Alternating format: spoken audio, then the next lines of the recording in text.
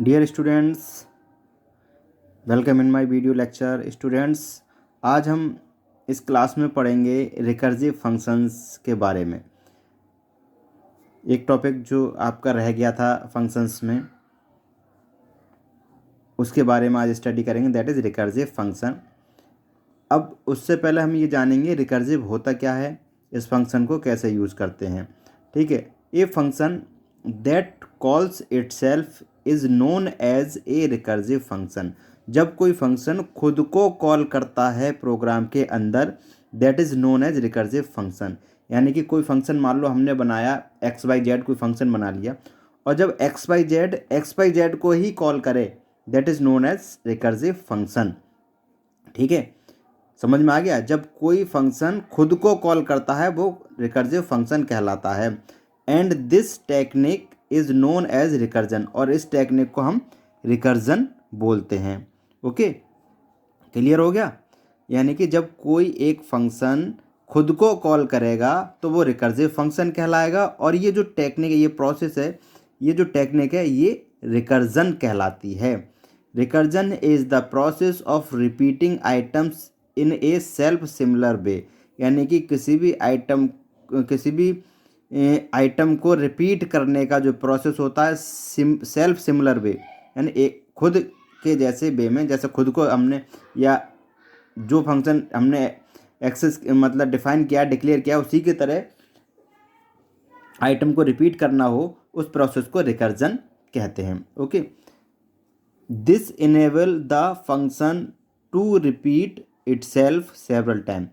Recursion क्या करता है, एक फंक्शन को, किसी फंक्शन को इनेबल करता है कि वो खुद को कई टाइम, सेवरल टाइम वो प्रोग्राम में कॉल कर सकता है। यानी कि कोई भी फंक्शन अपने आप को प्रोग्राम में सेवरल टाइम कॉल कर सकता है। ये किसके थ्रू होता है, रिकर्जन के द्वारा होता है। Outputting the result and the end of each iterations, क्या करता है, इस तरीके से खुद को कॉल करके जो आउटपुट हमें लेना है, जो रिजल्ट लेना है, वो हम प्राप्त कर सकते हैं। और जो भी इटरेशंस हैं वो हम उसके थ्रू उसको एंड कर सकते हैं, इटरेशंस को। ठीक है, the recursion continues until some conditions is not met to prevent it. Recursion तब तक चलता रहेगा जब तक कि जो कंडीशन हमने दी है उस फंक्शन के अंदर वो प्राप्त ना हो जाए। ठीक है, तब तक ये चलेगा फंक्शन जो है।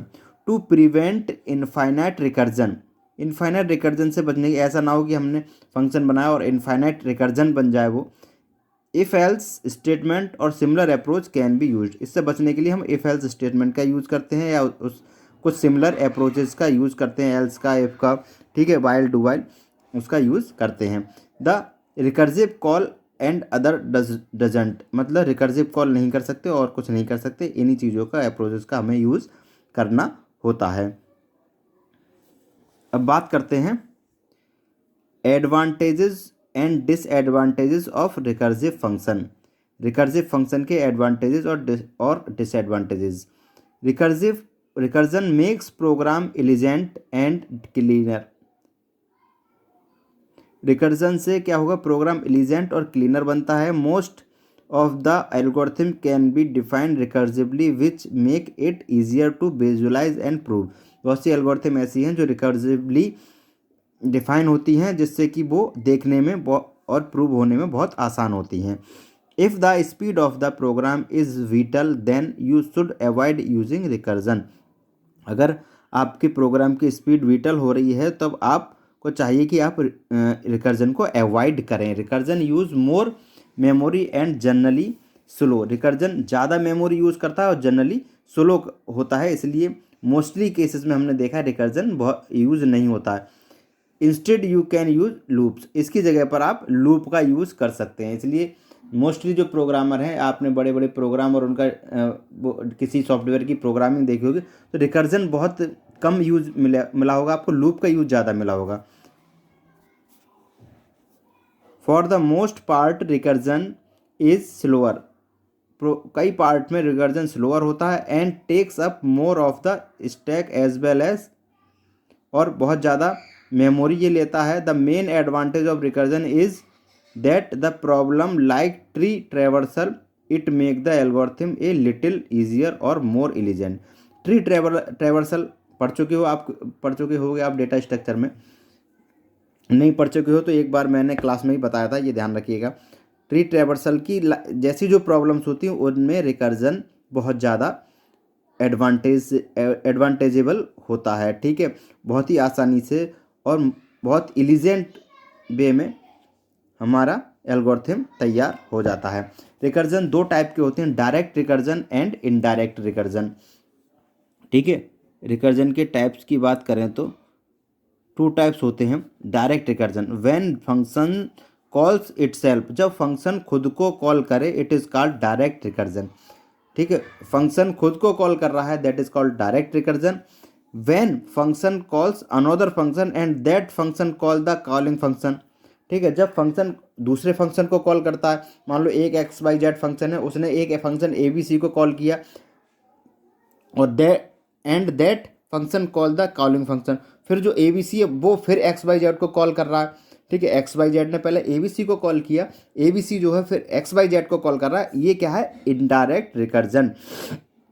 Then it is called indirect recursion. समझ में आया? मान लीजिए ये XYZ एक फंक्शन है हमारे पास, ठीक है, और एक फंक्शन है ABC, ठीक है। पहले इसने इसे कॉल किया, फिर इसने इसे कॉल किया, तो ये क्या हो गया हमारा, इनडायरेक्ट। यानी खुद ही बार मतलब दोबारा में भी यही कॉल हुआ, इसने खुद को कॉल ना करके पहले इसको कहा भाई हम तुम्हें कॉल कर रहे हैं, तुम हमें कॉल कर दो, तो ये हो गया इनडायरेक्ट,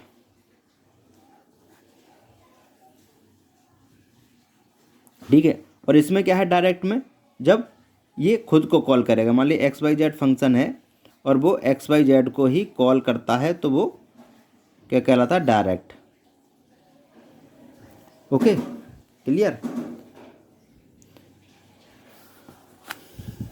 अब इसका एक एग्जाम्पल देखते हैं रिकर्सिव फंक्शन का, फैक्टोरियल का एक एग्जाम्पल देख लेते हैं, direct indirect.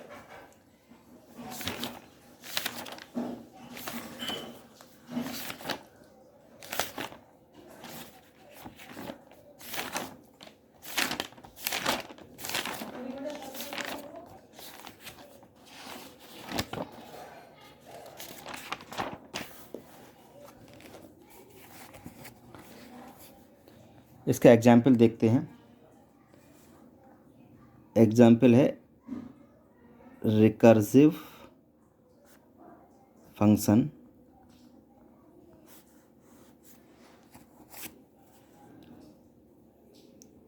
Right a programme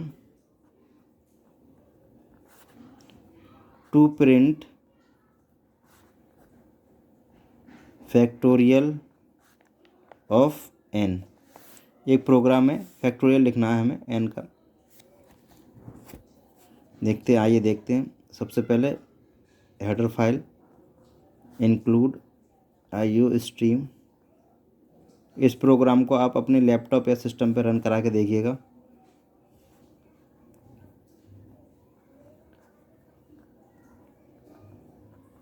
.h। Then एक हमने फंक्शन लिया इंट फैक्टोरियल, ठीक है। इंट फैक्टोरियल इंटीजर टाइप की इसमें वैल्यू रहेगी, ये फंक्शन ले लिया। देन फिर मेन फंक्शन में हम गए, ओके।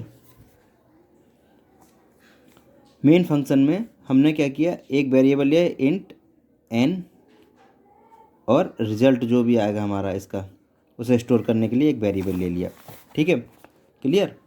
अब हम प्रिंट फंक्शन से क्या कहेंगे कि enter a non negative number,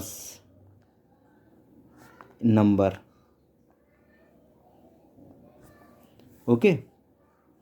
और इस नंबर को हम सीन फंक्शन से यानी स्कैनफ इनपुट फंक्शन से एंटर करा देंगे, क्लियर। यहाँ तक क्लियर है, ओके। अब बात आती है कि जो हमने फंक्शन लिया उसे कैसे कॉल करेंगे। मान लीजिए उस फंक्शन को हमने रिजल्ट जो लिया है वेरिएबल, उसमें क्या होगा, फैक्टोरियल स्टोर होगा, तो हमने क्या कह दिया, ये जो रिजल्ट इक्वल टू फैक्टोरियल, यानी रिजल्ट इंट n, ओके। या सिंपल एन भी लिख सकते हो। तो रिजल्ट क्या है, फैक्टोरियल एन की जो वैल्यू आएगी, फैक्टोरियल फंक्शन की जो वैल्यू आएगी वो इसमें स्टोर होगी। Then cout factorial of N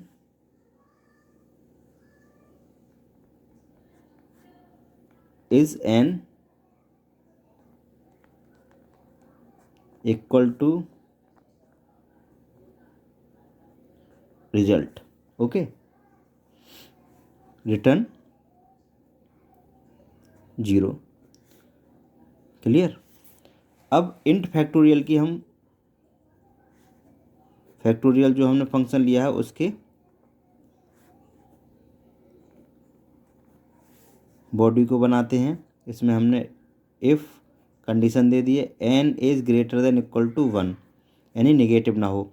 then return N into factorial N minus 1, N minus 1। Okay, else condition हम दे return 1, get C H and ये। ठीक है, यहाँ इस तरीके से हमने फैक्टोरियल को रिजल्ट के पर, यहाँ तक तो समझ में आ गया होगा आपको। सी एन कर दिया, result equal two factorial, result में फैक्टोरियल की वैल्यू स्टोर होगी। एन है, एन ले लेते हैं। ठीक है, यहाँ समझ में नहीं आएगा फिर। और सी आउट फैक्टोरियल के लिए हमने एन को और रिजल्ट को रिटर्न 0 से। अब इन जो फैक्टोरियल फंक्शन लिया उसकी फंक्शन वो देखते हैं body. If N is greater than equal to 1, यानी एन नेगेटिव नंबर ना हो, पॉजिटिव नंबर हो, उसके लिए कंडीशन ली है। और रिटर्न क्या होगा, N equal to N multiply factorial N minus 1, यहाँ एन लिया था ना, तो एन माइनस 1 उससे मल्टीप्लाई होता है, otherwise return 1, get C H close. इस तरीके से आप ये प्रोग्राम रन करके देखिए। स्टूडेंट्स, आज के वीडियो लेक्चर में इतना ही। Okay, thank you.